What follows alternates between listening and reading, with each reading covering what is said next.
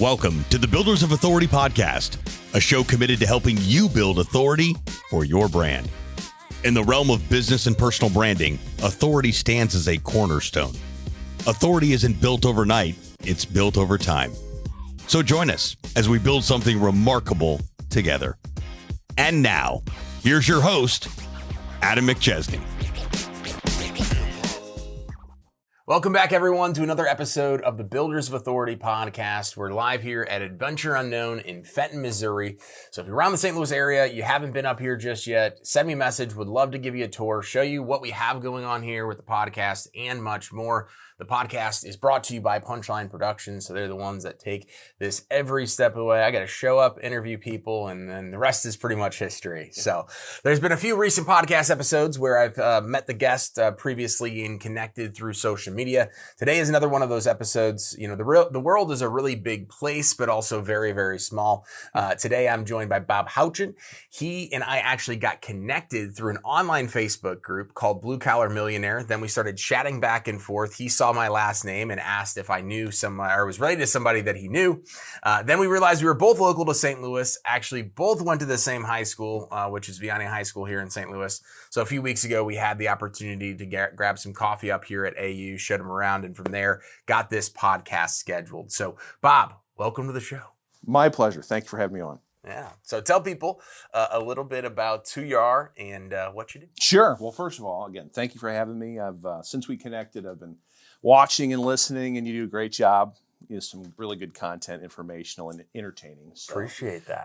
So my company is Certain Path, and before I kind of get into what we do, who we serve, we work with over 1,200 residential home service contractors in plumbing, HVAC, electrical, and roofing.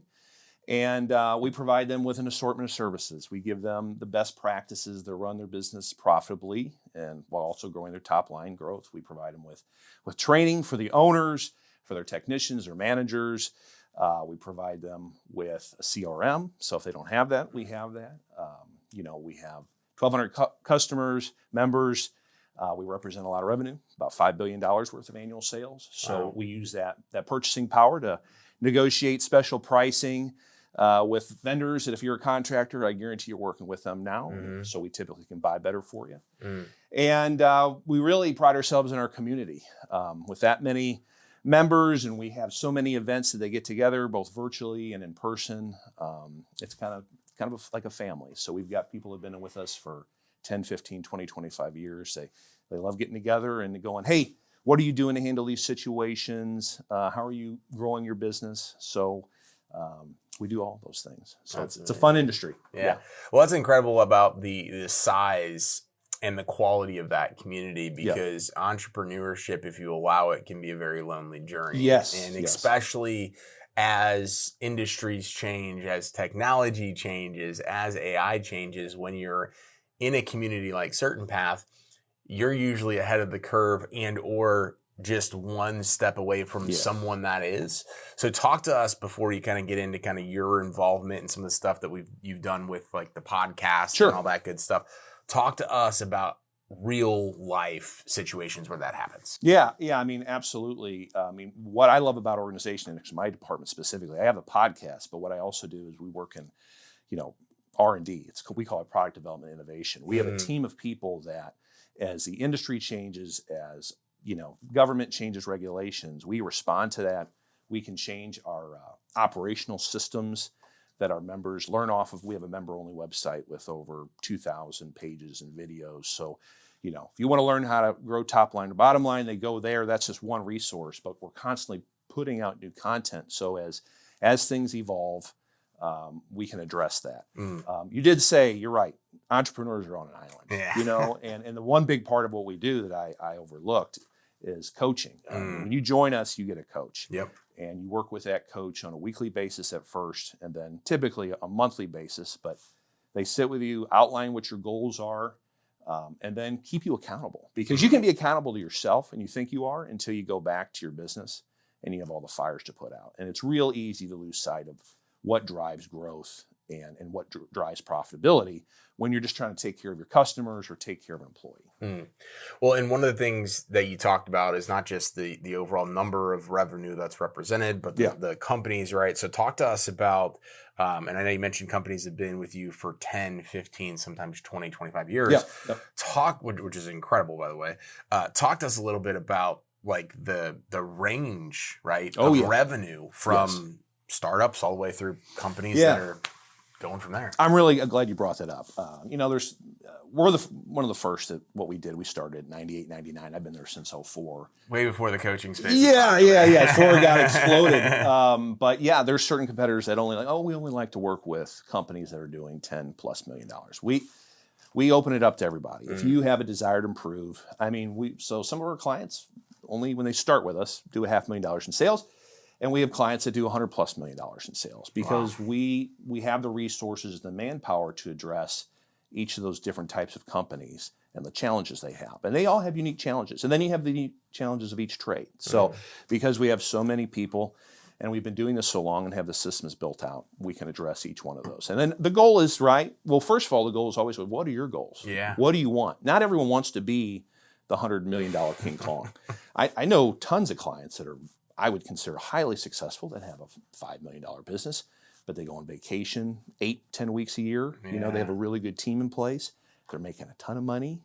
That's success for them. Yeah. So a lot of it's finding out what our clients want and then helping them reach those goals. Yeah, and I think just for the listeners, it's a great example of somebody that's in the thick of it with companies just getting started, or 500,000 all the way up to massive numbers that you would dream of, right? Yeah.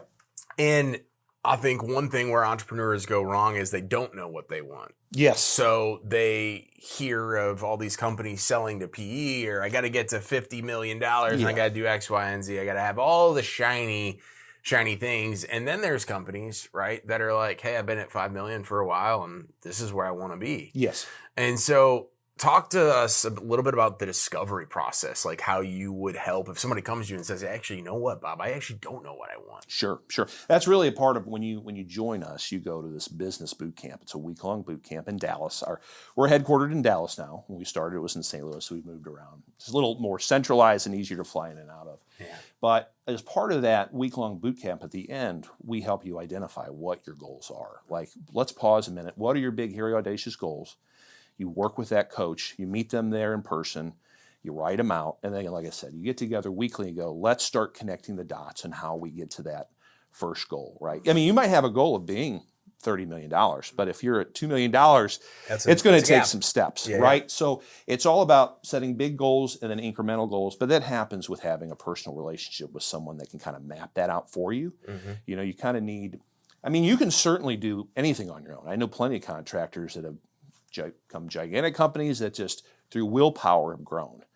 But in our organization, we always say, hey, smart contractors learn from their mistakes. Wise and wealthy contractors learn from the mistakes of others. People. So why not learn from others, right? And it's the small investment it takes to be a part of a coaching organization, a training organization. The return is exponential. Yeah.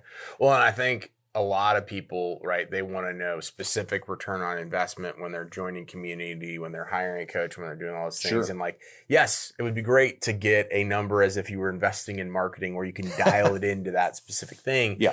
But in the reality, I always say it's like exponential because the opportunity costs, right? Even if it's you gain 6 months worth of experience, much less you're usually going to gain 5 to 10 years worth of experience. Sure. If I can pay for that to condense the time and not have to go learn those mistakes, the opportunity costs, right? It's a night and day difference. And so a lot of people are looking at it as this is an expense. It's really an exponential return on your investment. And you have the ability to be in a ecosystem that has so many additional resources, much less the experience side. Yeah, no, I totally agree with you. There is this whole process of, you can learn the hard way, or when you go to a boot camp like this and you work with a coach who's been in this industry for years and go, let's just map this out for you. It's so funny. I don't know if we'll get into this later on, but so often the big problem that contractors, they don't know how to price themselves. I mean, we onboarded one of the largest home service companies in San Diego a year or two ago, and their replacement pricing in HVAC was right, but no one had increased their pricing in their service and maintenance division in 2 years. So they were hemorrhaging money and didn't even realize it because they go, oh, well, replacement's right. Well, you get your service pricing right. So that happens at all levels of business. So when you have someone that can look from the outside in, look at your financials, look at your operations. And, for some small guys, they don't even have that stuff. Yep. So we can help them get them going. You just kind of, you get through a lot of those challenges much quicker. We also have the opportunity, 1,200 members, I guarantee if this is a contractor watching this, we have a member in your marketplace. You may not even know it. Yeah. And I'll tell you right now, I'm going to give people my cell phone, if you don't mind. My cell phone is 314-359-4819. If you want to do a shop tour of somebody in your market or nearby, call me, text me, I'll line it up. I'm happy to do it because I've got members that go, the shop tours alone, that just travel around and visit guys who are just a step bigger than me or way bigger and see what I aspire to get to is worth the membership. Well, absolutely, because I'm in all the same contractor groups that you're probably in, and people are like, hey, I'm a garage door company or I'm a roofer doing electrical company doing this. Yeah. I want to find a plumber that's doing this, and I'm here, and without connections like yours, you can't just walk into those things. But as you mentioned, those are game changers, right? Yes. So in that process of being able to get plugged into those things, right? Even if it's just the motivation to say, hey, I can do this because it's there and I can go touch it and feel it, much less the experience and the education you get from it makes it totally worth it. Absolutely. And the neat thing and what I love about our organization is like when people come aboard and they're brand new and say they go, we have 2 national conventions a year, rotates throughout the country. We have 1,200 clients. We'll have multiple thousands of people that show up. Our new members show up and they get a bright yellow tag. Like it is plain as day that they're brand new. And it always just warms my heart, to sound corny, is to see our existing members, like, I don't want to say attack them, but jump on them and go, welcome to the family. Where are you in your business? What trades are you doing? How can I help? Here's my cell phone. Here's my card. Come visit me at any time. Call me at any time. That community is so invaluable. Yeah, you could try to call somebody in your market and go, hey, can I drop by? They might tell you to pound sand, to be perfectly honest, right? So there's something to be part of a network group like this where there's kind of that safe space, to sound corny, but it really is. And I just love it. It's an environment where our people are so welcoming and open to helping because they remember somebody that did it for them. Yeah. I have the benefit of doing this for 22 years. I know the stories because before I did the podcast, I did a magazine. I was the editor of our magazine for 15 years, and I traveled the country. I'd sit in shops, and I'd interview guys for a half a day. And I knew where they started. That was the success stories back then. So I remember when they were a $4 or $5 million shop, and they were borderline bankrupt. And now I know them 10 years later, and they're a $60 million shop. They're the largest home services contractor in a small town in Ohio. So it's neat to go see them go at those trade shows or our trade shows and go, hey, come follow me, come check me out. I know where you've been and where you can go if you want to. Yes. Yeah.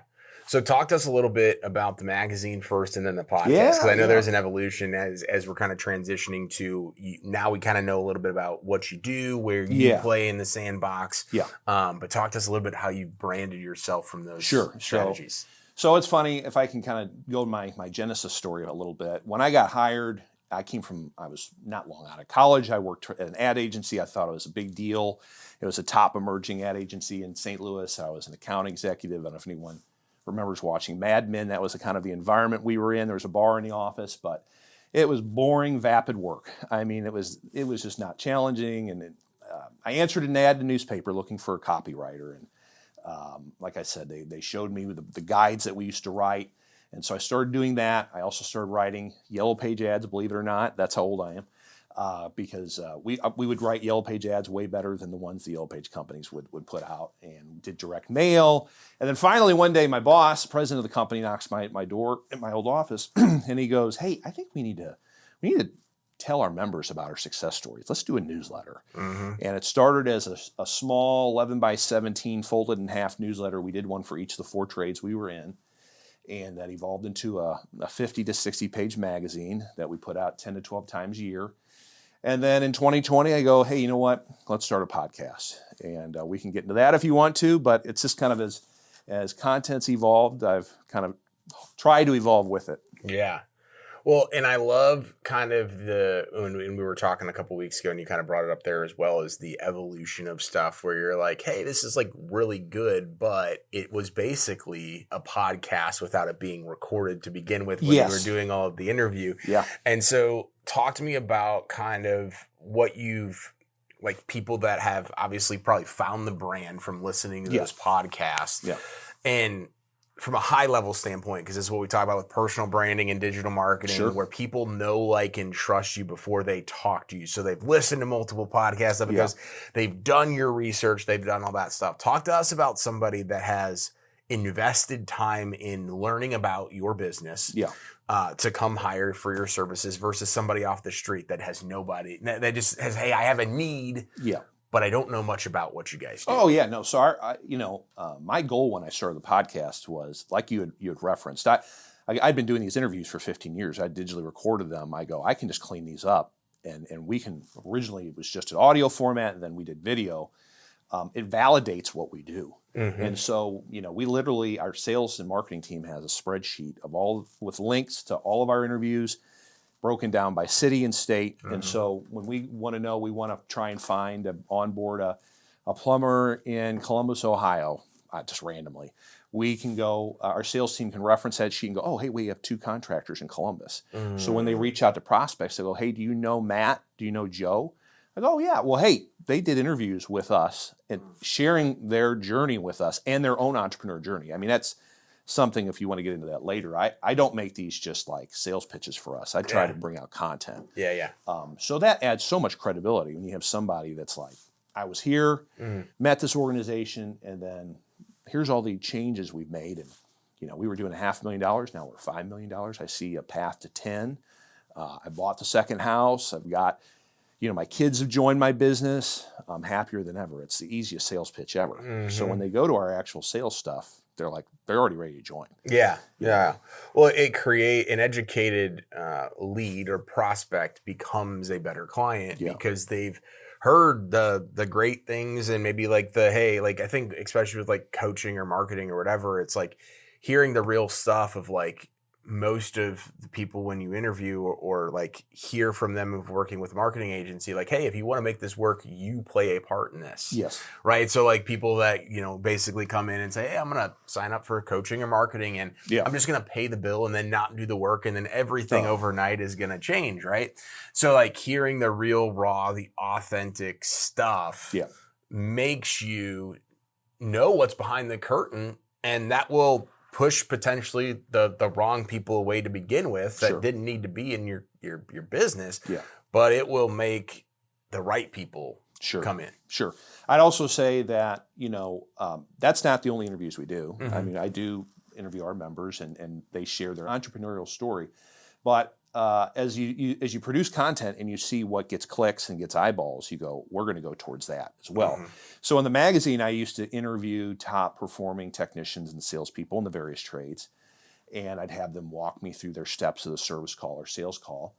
And then I started doing that for the podcast, and oh my God, especially our HVAC sales content just skyrocketed. I went, oh, so the market is looking for training. It's essentially free training. I do basically a 2-hour role play with a technician or a salesperson on what they do before they go to the call, to when they drive there, to how they greet the homeowner, how they make a connection, all the way to handling objections and asking for a review. And I do that for all 4 trades. So if there's anyone in the trades, you're looking for free training, it's there on our YouTube channel.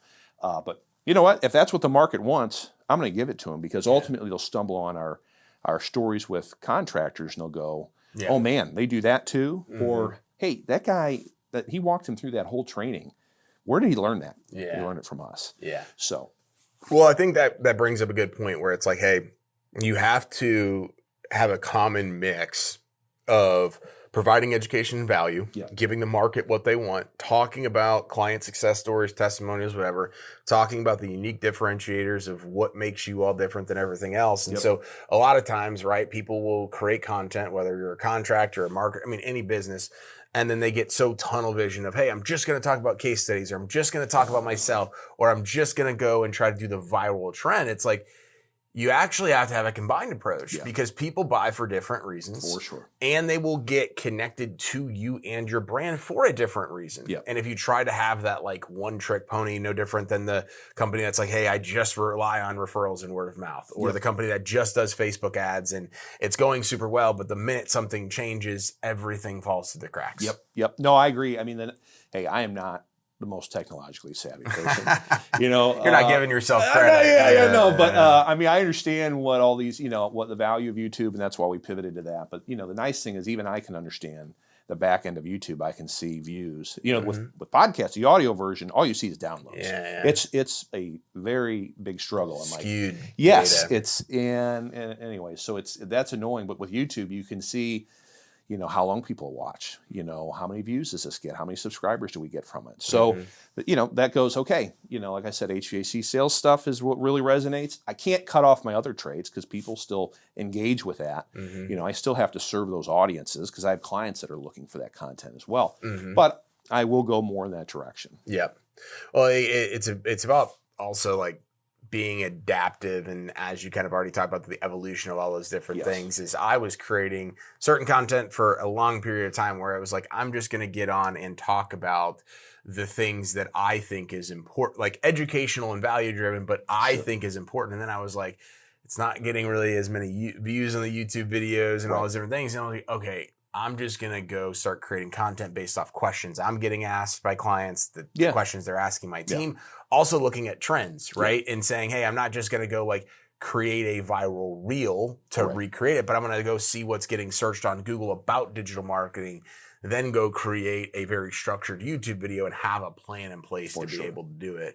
So talk to us a little bit about how you've kind of structured some of that content. I know you talk about like different versions, but like how much planning, goes into that? No, that's a good question. And I wanted to interject. If anyone is actually watching this that's intrigued about doing content, just start. I think we all are embarrassed by our earliest videos in audio. I mean, my first podcasts, I literally had my iPhone and a digital recorder because we just did audio.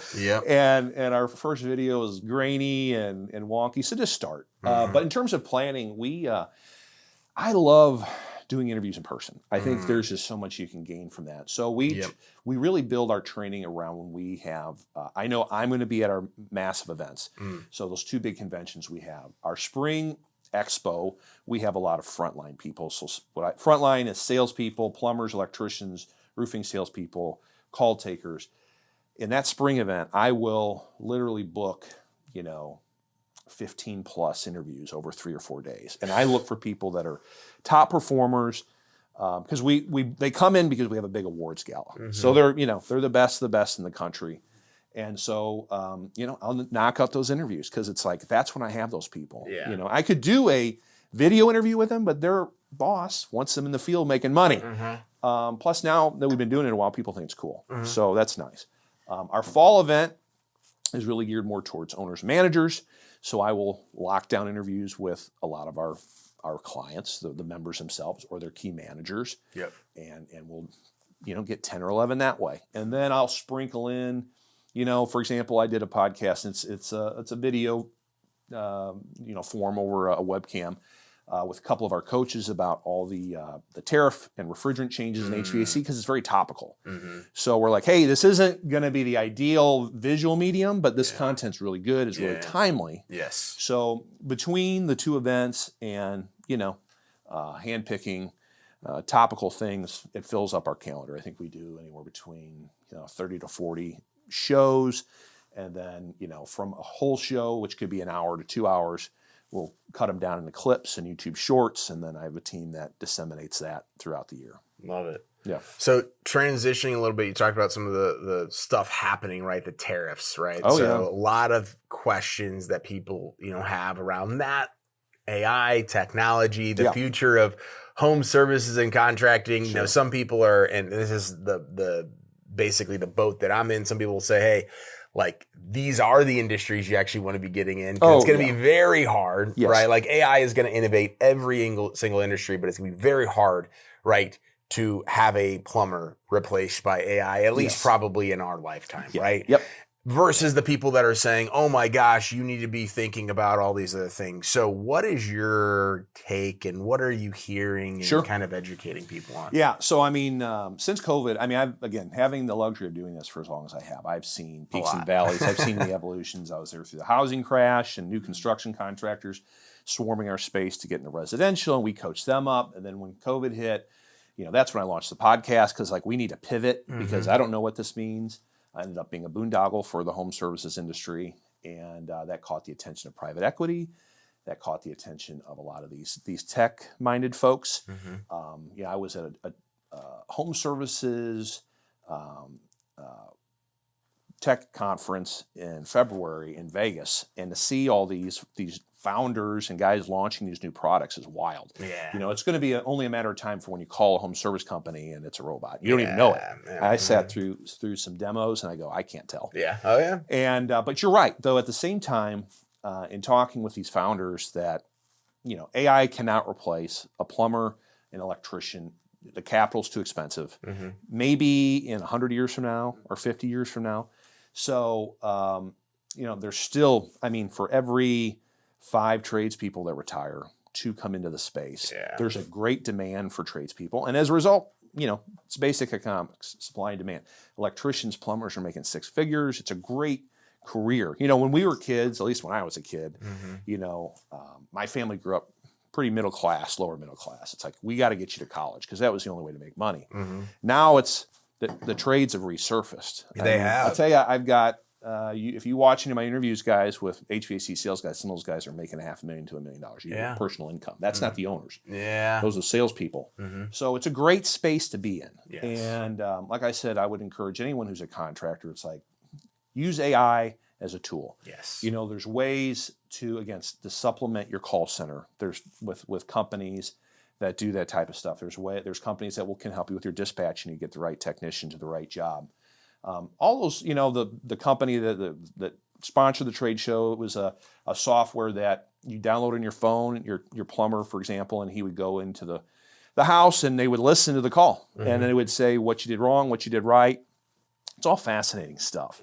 I would look into all those tools, but at the same time, what we coach people all the time is like, they're tools. First of all, they're expensive. So if you don't have yourself priced right, if you don't train your technicians on how to properly service the customer to get your average tickets up too, customer wins and you win. All you're doing by onboarding those AI tools is we call it overhead creep. So all of a sudden, if you keep selling the same amount of money, but you keep bringing in all these vendors, your profit's gone. So those they're tools, right? But the core of running a great service business, it still remains the same. It changes every few years, a little bit, this and that, but there's core tenet basics you have to master to do it really well. I'm glad you had that response. I figured you would be in that realm of everything, but this is what I think most people are, the people that are chasing the, hey, I'm going to replace everything with AI. I'm going to do all this stuff, are the shiny object chasers of everything. That's literally what we say, shiny object. And those, like, it's going to get you to a certain spot and then you're going to be replaced, right? And so, which is funny because, so everybody's asking us right now, how do I rank on ChatGPT? How do I rank on these LLMs that are out there? We need to be doing more AI. We need to be doing this stuff. It's like, no. You actually just need to be doing the right traditional SEO. Now, there's some things that you can do above and beyond, create more video content, write more blogs, do things. But that is a part of traditional SEO. And the people, right, Google came out with an update back at the end of 2024. And so ChatGPT came out in 2023. People started to use ChatGPT, Jasper, whatever the AI tool was to write content, and they were seeing success, right? Well, then Google came down with that update. And since then, a lot of those sites that were all AI created, even though you can't tell, other than if you knew that there was AI on those sites, you actually can't tell the difference. Is that interesting? It's crazy that you can't tell the difference. but Google knows. Yes. Right. Yeah. And so now, right, like people are having to pivot and they're freaking out. But all of the messaging from a lot of the marketers is, oh, you need to be focused on this new AEO. And all it is really traditional SEO. And you need to focus on using ChatGPT to write all the content on your website. It's going to eventually tank all of those things. Wow. And then the traditional SEO with human written stuff is what's going to come back. That's wild. Everything is going to circle around, but you can use ChatGPT to plan out the topics and the ideas and to think of the catchy headlines and all those things. Sure. But if you then do that to write about human emotion and try to grab the emotion of when somebody's HVAC unit goes out, ChatGPT isn't human. Right. Right. And that's where I think from that end to the market to every end, right? Yeah. When somebody has a problem and they just want to have emotion from a human and they're calling in and they're whatever, they're going to, on the surface, you can't tell. But when it's a real big issue or they have a customer complaint, right? Oh, yeah. That's when it's going to take a couple of those things to go wrong to blow up. For sure. And I think, what you're explaining, again, I have a degree in advertising from a long time ago. I don't live the world that you live every day in digital. That didn't exist when I did this. That's why I would say to anybody who's a small business owner watching this, it's important to partner with somebody, to interview a couple different partners, make sure you got the right match because this stuff evolves so much. I would also say that, especially if you're a contractor watching this, I know so many contractors that like to pivot agencies every 2 years because, oh my God, it's not working anymore. We're not getting as many calls. Instead of worrying about, certainly you need so many calls to hit your revenue goals. I would challenge you, do you know what are you averaging per ticket, per sales ticket, per repair ticket, per maintenance ticket? Are you flipping service and repair, service and maintenance opportunities into replacement opportunities? So many contractors don't know what we call, KPIs. So what I'm trying to say is you may not need more calls. You just need to do a better job servicing your clients and creating additional revenue. So like two different aspects is we have a moving company that we've been working with for years now. And the quality of the lead has stayed the same. His close rate is staying the same. But the amount of leads are going down because I explained, I said, hey, we've been doing stuff together since 2020. And you're in Dallas. From 2020 to 2023, so many people were flooding Texas and moving, right? Because of all of the different things, the interest rates were low and all that stuff. I said, so we're actually right on target from quality and cost per lead. The difference is the quantity, right? So, and again, you don't want to be focused on one or two marketing avenues. You got to bring in all of these other things. So that's one situation of just like the economics of what's happening right now. But two is we were working with this roofer and he's a friend of mine, right? He's been working with us for 6 or 7 months.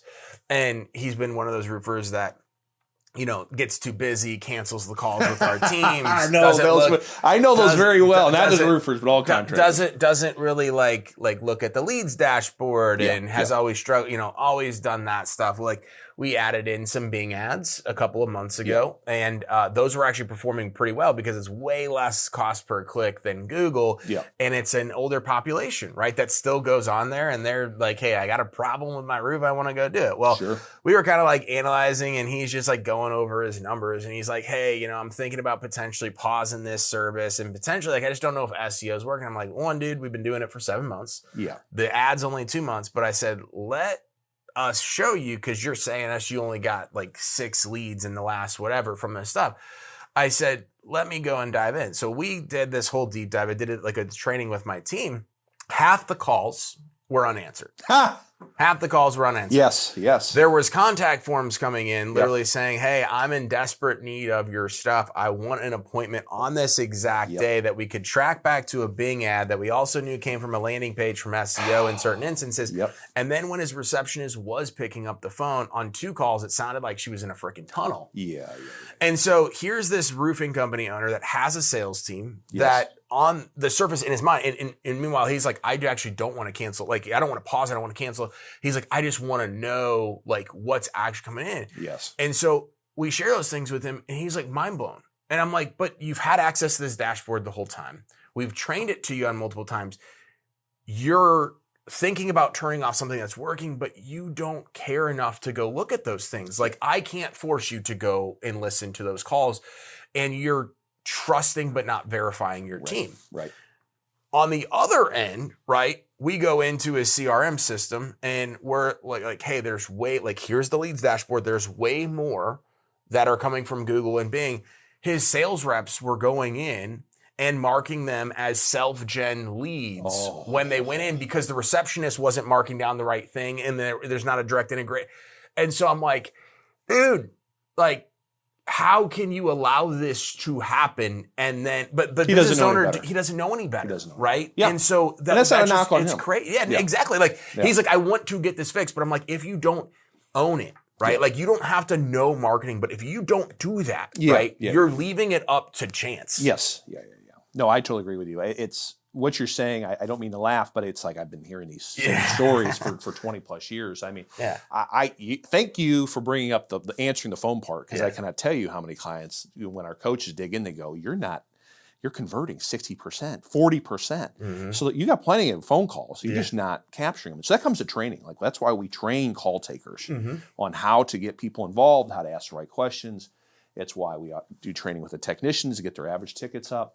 But yeah, I mean, it's why I'm in business, because, this busy roofer, busy contractor, they're so focused on driving revenue, handling the fires, handling their people, that they don't really know what they need to do on a day-to-day basis. Yeah. If I can interject, our last convention, we rolled out this whole management system. So we literally built an onboarding and training system for every single type of manager in every single trade.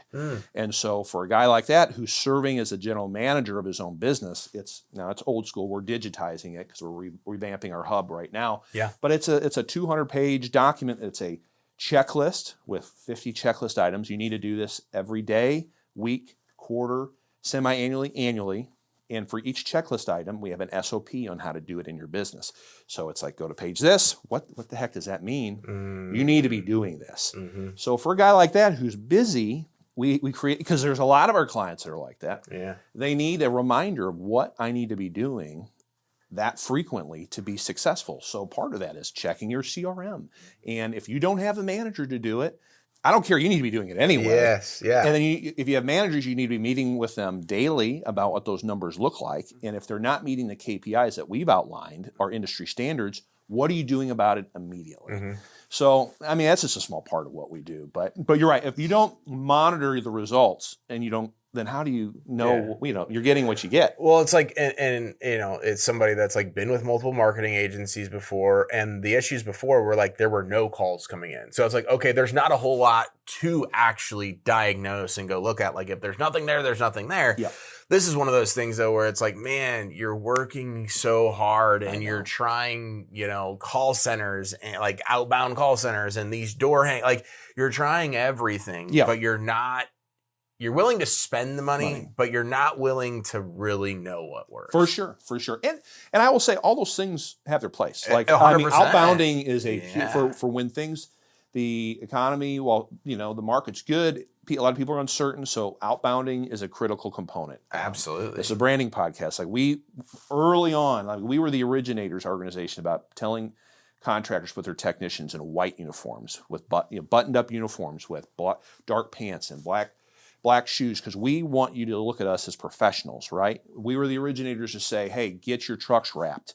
I mean, if you want your digital marketing to get the best response, there's nothing like if you have 5 trucks and they're beautifully wrapped and they look like that your 5 trucks looks like 50. All of a sudden, I promise you, if you get the stick sign, the magnet sign off your truck, and you get them wrapped, and it's an investment, but I promise you the ROI is there, and it helps all your digital stuff too, because people start looking for you. Exactly. Yeah. So it all works together.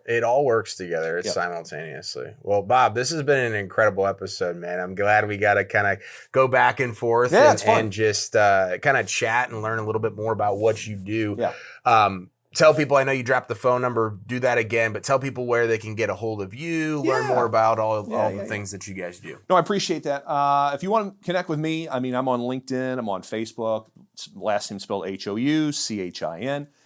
My cell phone's 314-359-4819. I'm available. I don't care if you're not in our network. If you want to meet a member, I'm happy to facilitate that. If you want to learn more about our organization, our website's mycertainpath.com. We offer complimentary discovery calls where you'll meet with a member of our team, most of them buddies of mine, that'll just walk you through more in depth of what we provide for you. And I think it's like a 20-minute call, so no big time commitment.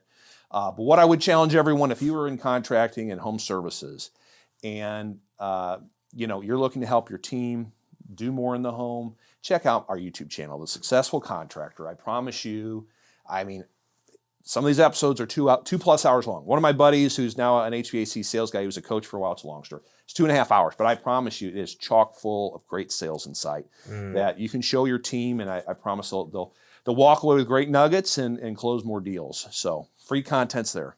Love it. Well, Bob, thank you so much, man. I'm glad we had the opportunity to do this. Yeah, pleasure's all mine. Thank you. And thank you for watching or listening to today's episode. If you're watching on YouTube, make sure to subscribe to our channel if you haven't done so already. Leave a comment, like this video, share it on social media, and do the same thing over on the podcast platform of your choice. Leave us a 5-star review. We love seeing those reviews come in. And make sure to share this on social media so that more people can learn from our guests from these episodes, just like what we learned here today with Bob. Make sure to follow him on social media. If you're a contractor, I can't recommend reaching out to him enough. You heard all the amazing things that he and his company and the network is able to provide. So take advantage of that. We'll see you next week. And remember, authority isn't built overnight. It's built over time. Thanks so much for tuning into this episode. We sure do appreciate it. If you haven't done so already, make sure you're subscribed to the show wherever you consume podcasts. This way you'll get notifications as new episodes become available. If you feel so inclined, please leave us a review. We sure do appreciate it. Until next time, friends.